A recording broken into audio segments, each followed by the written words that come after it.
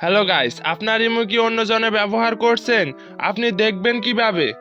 এই নিয়ে সম্পূর্ণ ভিডিওটি স্কিপ না করে ধৈর্য সহকারে দেখার অনুরোধ রইল।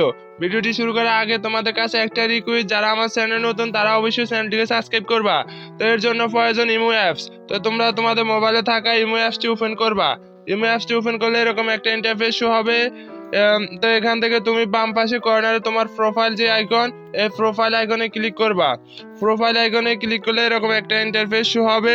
এখান থেকে তুমি সেটিং যে অপশনটা, এই অপশনটাতে তুমি ক্লিক করবা। সেটিং অপশনটাতে ক্লিক করলে এরকম একটা ইন্টারফেস শো হবে। এখান থেকে তুমি দেখতে পাচ্ছ ম্যানেজ ডিভাইস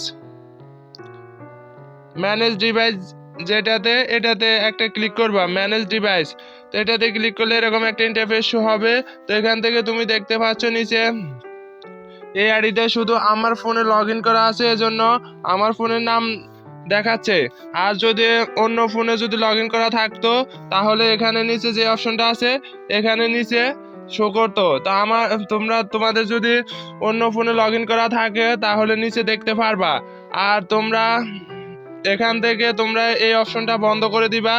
এই অপশনটা বন্ধ করে দিলে কেউ আর তোমার আইডিটা লগ ইন দিতে পারবে না। তো তোমরা এই অপশনটা বন্ধ করে দিবা।